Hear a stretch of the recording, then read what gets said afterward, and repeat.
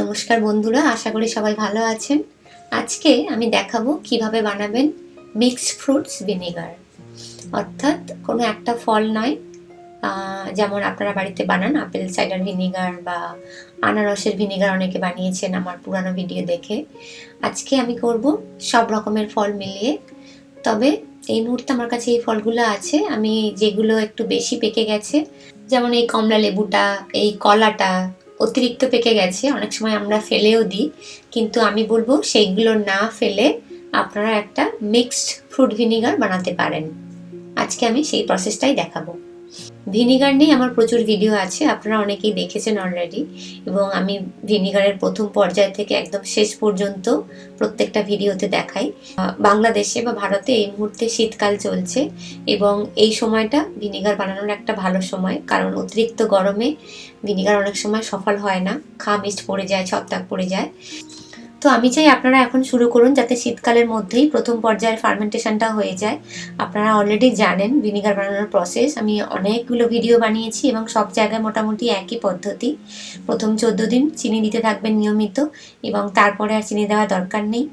1 মাস পর ছেঁকে নিয়ে তাতে আপেল সাইডার ভিনেগারের মাদার একটা দিয়ে দেবেন, দিয়ে মুখটা কাপড় দিয়ে ঢেকে রাখবেন।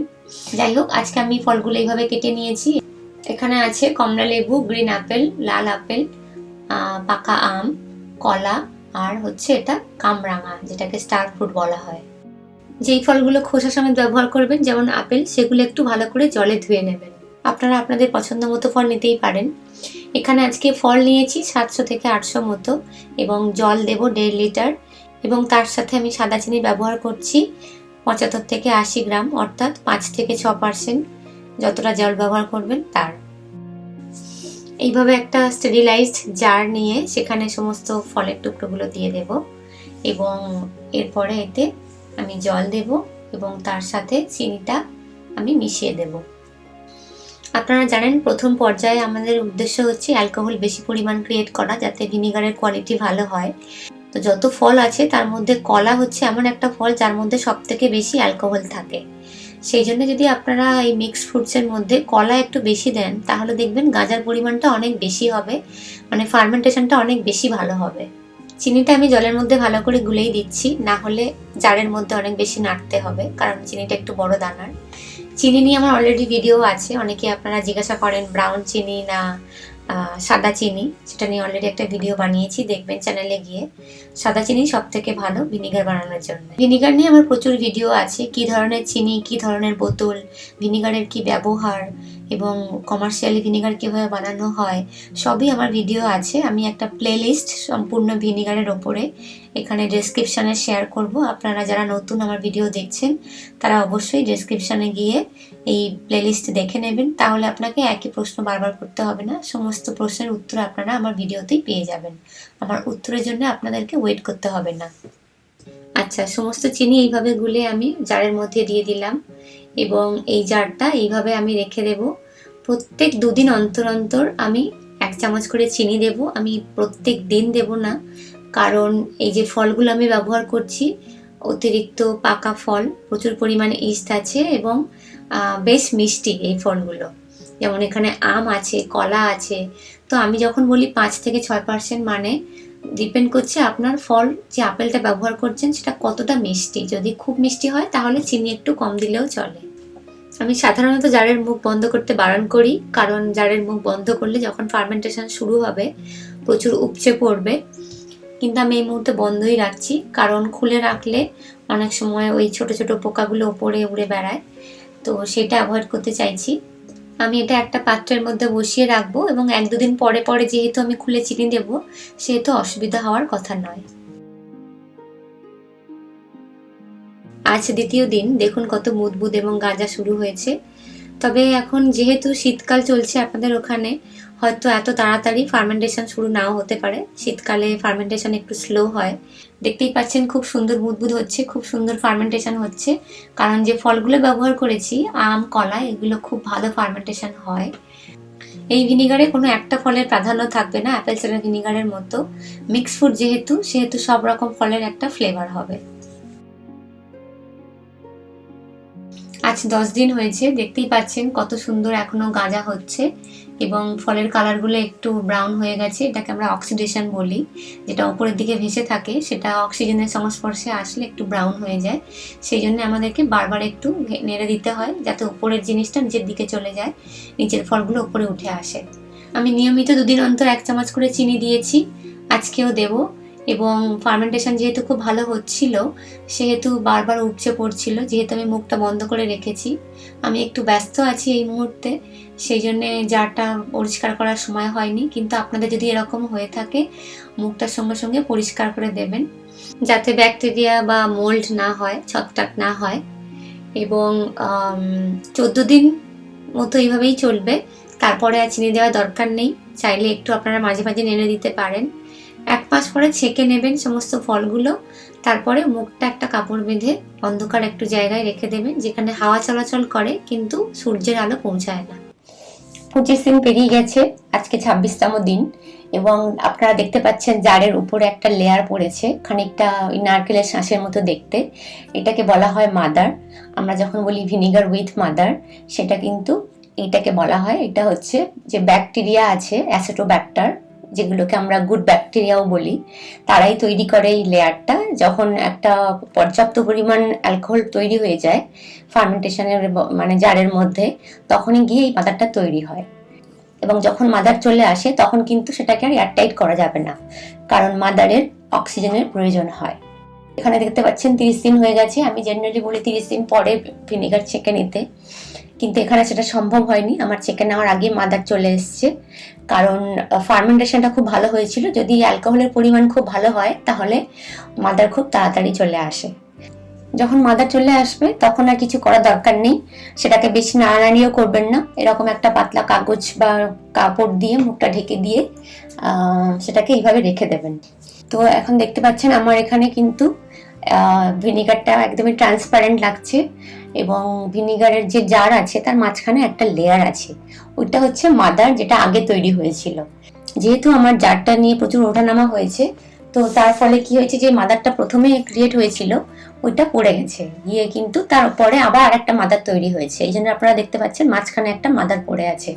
আমি এখন কি করব, এই যে ভিনিগারটা হয়েছে, কারণ এটা দেখতে খুবই ট্রান্সপারেন্ট আর ঝাঁঝ বেরোচ্ছে, মনে হচ্ছে এটা রেডি হয়ে গেছে। আমি এটা টেস্ট করে দেখব সত্যি রেডি হয়েছে কিনা। কিভাবে টেস্ট করব, আমি একটা পিএইচ স্ট্রিপ ইউজ করব টেস্ট করার জন্য। এই পিএইচ স্ট্রিপ আপনি যে কোনো মেডিকেল দোকানে পেয়ে যাবেন, অনেক ইউরিন টেস্টের জন্য অনেক বোধহয় ইউজ হয়। তো এটা আমি একটুখানি ডুবিয়ে এখন আমি ম্যাচ করব কোন কালারের সাথে ম্যাচ করছে। এখানে মোটামুটি 3 যেটা আছে তার সাথে ম্যাচ করছে, মানে আমার ভিনিগারের যে পিএইচ ব্যালেন্স সেটা হচ্ছে 3 হচ্ছে খুবই অ্যাসিডিক, এবং আমরা কনসিডার করতে পারি যে এটা ভিনিগার তৈরি হয়ে গেছে, রেডি হয়ে গেছে। আমার অরিজিনাল চ্যানেলে আপনারা দেখেছেন যে আপেল সাইডার ভিনিগার দেখতে একটু ব্রাউনিশ হয়, এখানে কিন্তু কালারটা সম্পূর্ণ আলাদা। এটার একমাত্র কারণ হচ্ছে এটা যেহেতু মিক্সড ফুড ইউজ করা হয়েছে। যে ফল দিয়ে ভিনিগার বানাবেন সেই ফলেরই খানিকটা কালার আসবে। এখানে আম ছিল, কলা ছিল, যেগুলোর কালার খুবই হালকা, তার জন্যই এখানে ভিনিগারের কালারটা কিন্তু হালকা হয়েছে।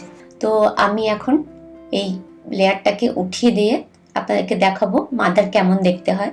তো যখন আমরা বলি ভিনিগার উইথ মাদার, তখন কিন্তু আমরা এই মাদারটাকে মিন করলেও এই মাদারটা কিন্তু আপনি বোতলে দেখতে পান না, কারণ এই মাদারটাকে তুলে নেওয়া হয়।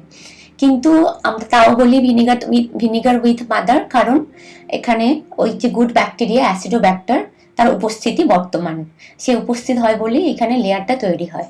তো এই জন্যে এটার লেয়ারটাকেও বলা হয় মাদার, আবার ভিনিগারে যখন লেয়ারটা তৈরি হয়ে যায় সেই ভিনিগারটাকেও বলা হয় উইথ মাদার।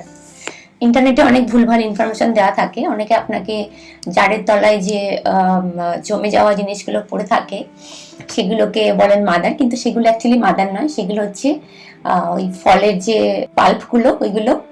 আর আরেকটা হচ্ছে আপনার ইস্ট ব্যাকটেরিয়ার ডেড সেল। যেহেতু 3 থেকে 4 সপ্তাহের মধ্যে আমি ছাঁকতে পারিনি, কারণ মাদার এসে গেছিল, তো এখন আমি এই কাপড়টা ইউজ করে একটা ফিল্টার, মানে ফিল্টারের মতো ইউজ করছি, এটাকে দিয়ে আমি ভিনিগারটা ছেঁকে নেব। ছেঁকে নিয়ে ওই পাল্পগুলো কিন্তু আর দরকার নেই, ওটা দিয়ে আপনার বেশি কিছু করারও নেই।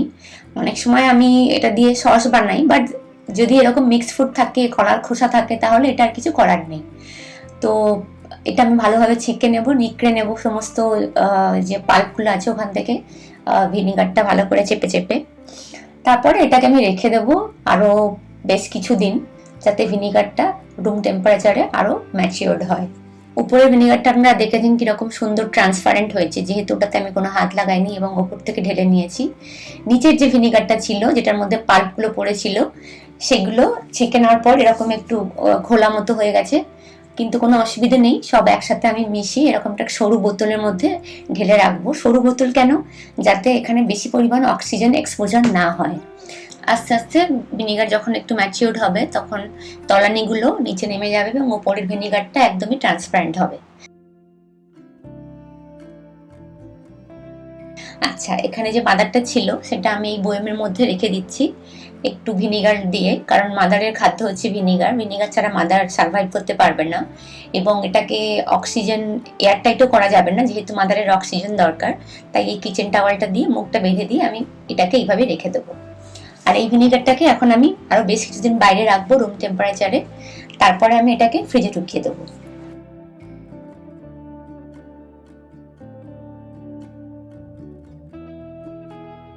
তো আজ 60 দিন হয়ে গেছে, 2 মাস হয়ে গেছে। এখন দেখতে পাচ্ছেন ভিনেগারের কালারটাও একটু আলাদা হয়েছে, মানে আগের থেকে একটু ডিপ হয়েছে। জেনারেলি ভিনেগার যত ম্যাচিওর হয় কালারটা একটু চেঞ্জ হতে থাকে, খুব সামান্য পরিমাণ, খুব খুব বেশি মানে চোখে পড়ে না, বাট আপনি যদি ভালো করে লক্ষ্য করেন দেখতে পাবেন যে কালারটা চেঞ্জ হচ্ছে। এবং এখানেও দেখছেন তলার দিকটা সেই তলানিগুলো চলে গেছে এবং ওপরের দিকটা হালকা হয়ে গেছে, কারণ এটা ট্রান্সপারেন্টের মতো। তো আমি বলতে পারি আমার ভিনিগার রেডি হয়ে গেছে। অনেকে জিজ্ঞাসা করেন ভিনিগার কিভাবে সুরক্ষিত রাখা যায়। আমি বলবো ফ্রিজে রাখুন।